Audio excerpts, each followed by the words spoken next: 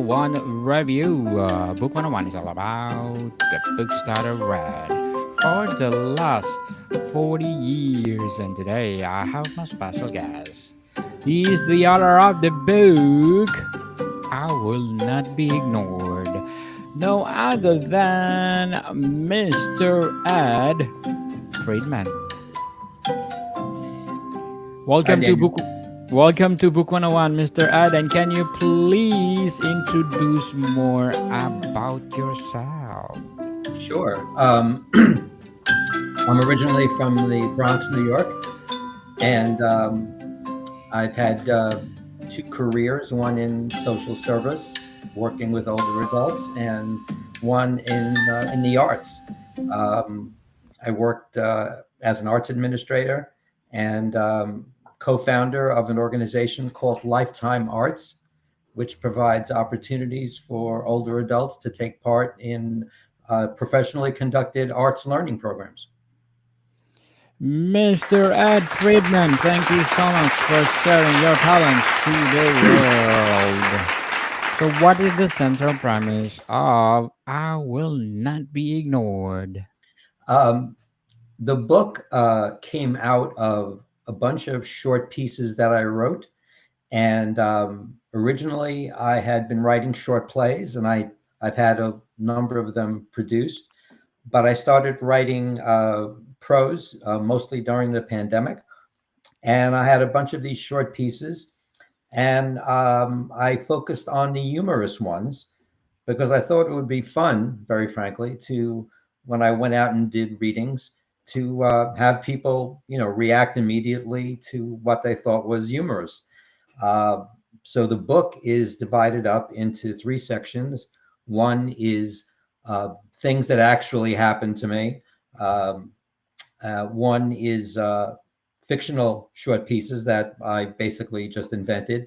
And the other section is a bunch of opinion pieces, you might say, uh, commenting on things happening, around the world, but all with a humorous bent. Hmm, interesting indeed, Mr. Ed.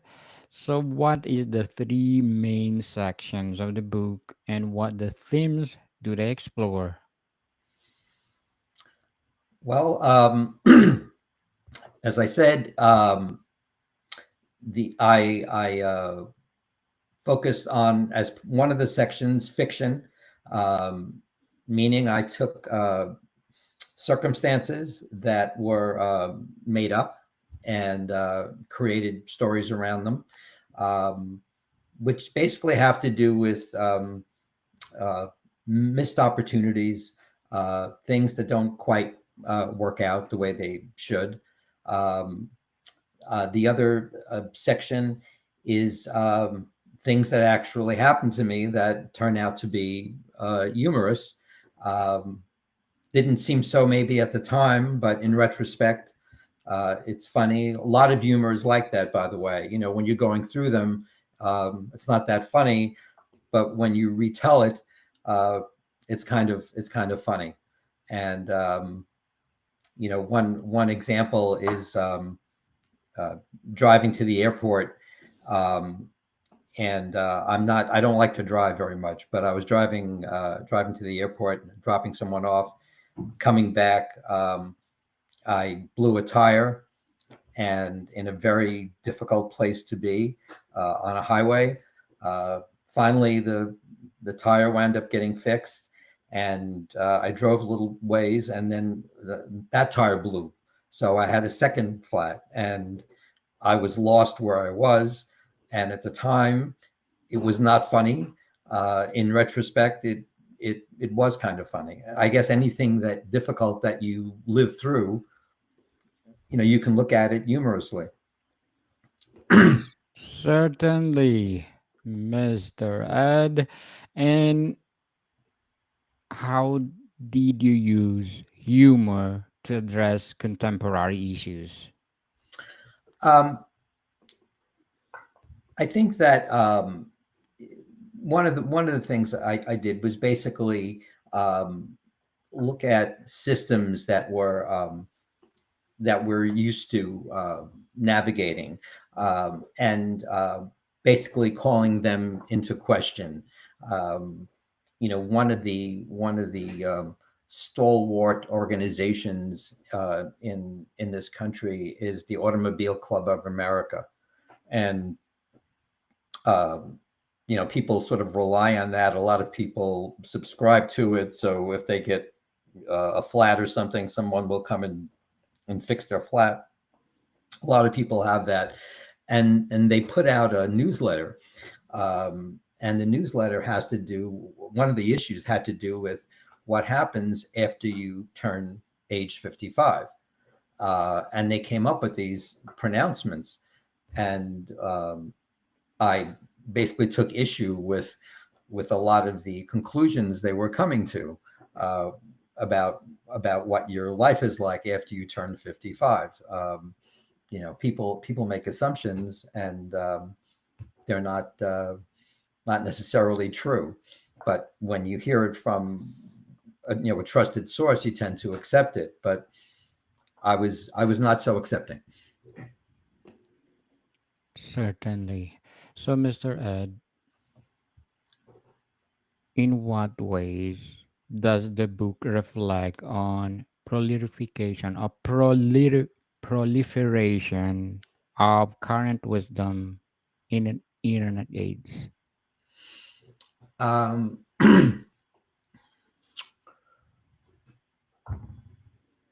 I think it's the times it does that. The times the book does that, I would say it calls into question the the systems that we have. This book isn't serious. I'm not trying to make some big deep point with this. Um, my hope for this is that people will read this and it will make them laugh. It'll make them smile. And I think that we're living in a time right now, especially in this country, where we could all use a little break, and we could all use the opportunity to laugh a little bit about what's going on. A lot of the pieces that I wrote about myself, um, I'm tending to make fun of my own uh, insecurities and anxieties. And when I go out and I do readings, what I find, and this may be a roundabout answer to your question, what I find is that a lot of people are having the same anxieties. So, um, this in some ways, I don't think every single piece is universal, but I do think, um, as I said in the introduction, while I don't think everybody will find everything funny, I think everybody will find something funny in the book. Um, so I think that's one of the ways I think it connects with people right now. So, Mr. Ed, what is your personal experiences you shared in the section things that happened? Well, just a lot of there's a lot of things that happened to me, and one of the things that I shared um, is my experience with the medical profession. Um, I joke that I have about 8 different doctors that I see, um, and it's interesting because when you're young, you never think about taking care of yourself. You just assume you're going to bounce back and everything's going to be fine. As you get older, there are more things you have to take care of.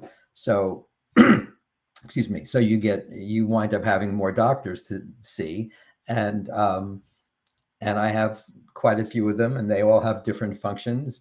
And I find that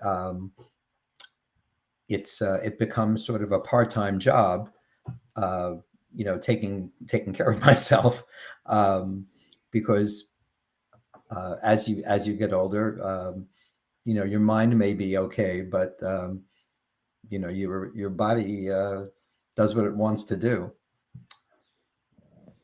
So, Mr. Ed, how did you navigate your own shortcomings, failures, and fears?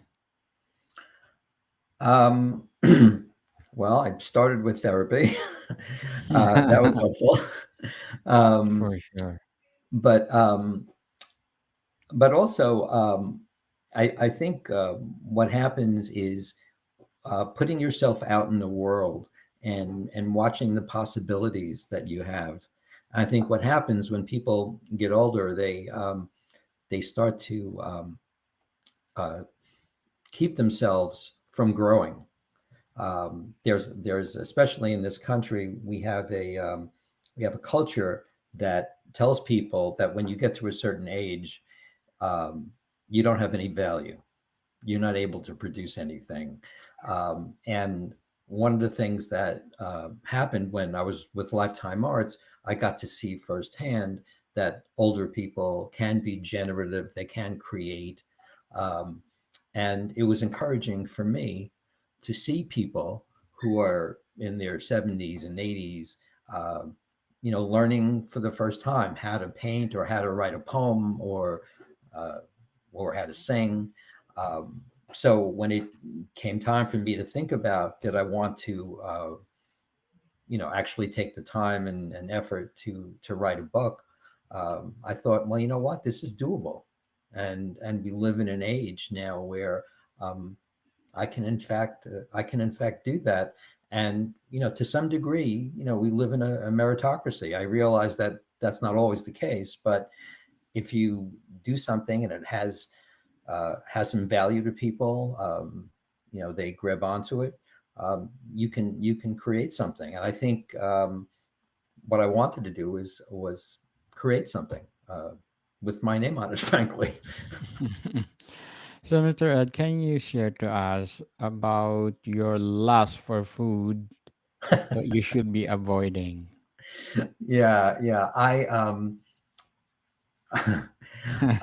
One of the things that that happened for me is that I one of the many doctors I went to said to me, "You have to be careful about what you eat. Your cholesterol is high. You have to be concerned. Your family history is not very good, so you have to be concerned about this." Now, I grew up uh, not having issues with weight, so I just ate whatever I wanted to eat and didn't think about it. But as I got older, and like most people, my body changed. Um, I had to really consider what I was putting in my mouth. And there are things I like to eat that I just have to avoid. Things that are, and we all know the drill. Things that are high end fat and empty calories, all this stuff that we grew up loving to eat. Um, we have to if not give up completely, have to be really careful about it. Um, there were times, I think I said this in the book, there were times I could just eat, you know, ice cream out of the container until my arm got tired, and um, I can't do that anymore, and nor should I. Um, so so I but when I see images of certain foods, I start to want to eat that. And but I've managed, I have to say, I've managed to, for the most part, uh, control my urges. Every once in a while, I'll treat myself, or I'll, depending on how you want to look at it, I'll either treat myself or I'm cheating, whichever way you want to look at it, um, to something I know I shouldn't eat. But I think what I've come to is, at least in my own life right now, is a kind of a balance where I think I can, if I do it, if I go off, my regimen of food, it's not the end of the world. I can go back on it. Um, it's one of the things I've learned how to do in my maturity. So I, I've done that, but I do find, I'm glad you asked that, because I didn't think I realized this until when I finished the book, that I wrote a lot about food. So it's one of the things that I guess I think about a lot. So, Mr. Ed, what would be your advice for those people out there who want to write their short stories? Um, well, you have obviously you have to start, but I think starting for a lot of people is the hardest thing because people will say, I don't know what to write about, and my life isn't very interesting, and I think the first thing people have to get past is that their life isn't interesting.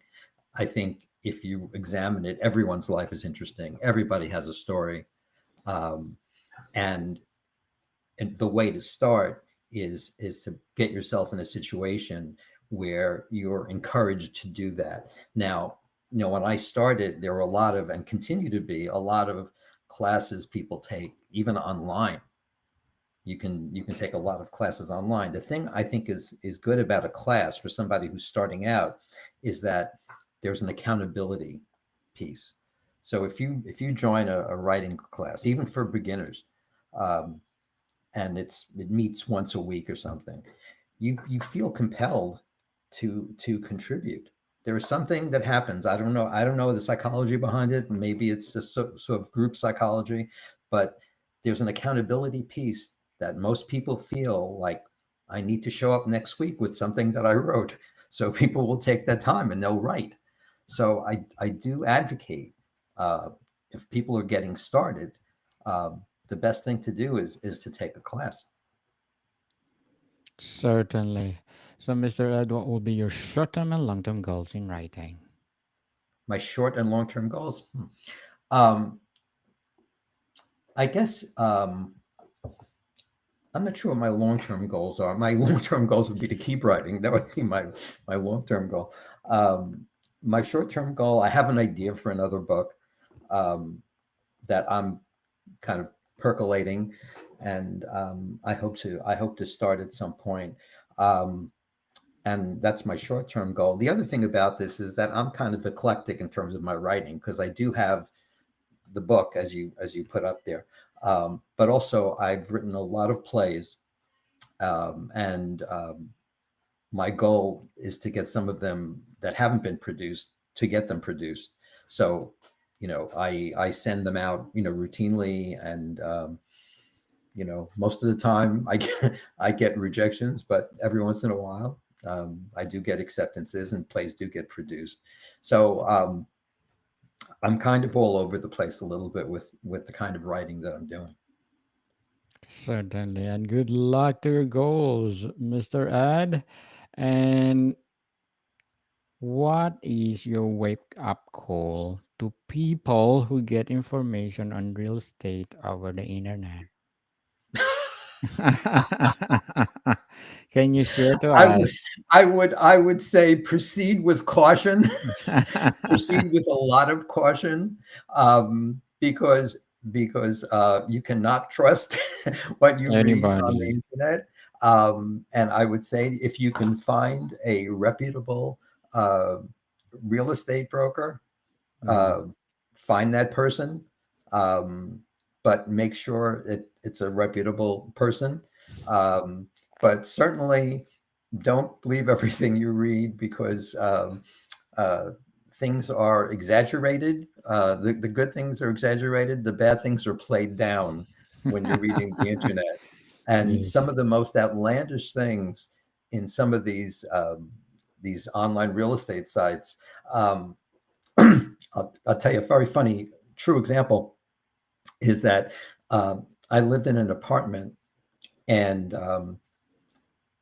in New York, and after I moved out, the price that was listed on one of these sites was, no exaggeration, 5 times the actual value of this apartment. They were listing this as like five. It was crazy. It was nuts. My wife said to me, "Do you see what our apartment?" And it wasn't going. You could never sell this apartment for what the site was saying in a million years. So I don't know what people are doing, but please don't take these folks. And people do. They go on these sites, and they say, "Oh, this site says this place is worth this much money," and it's just nonsense. It's just complete nonsense.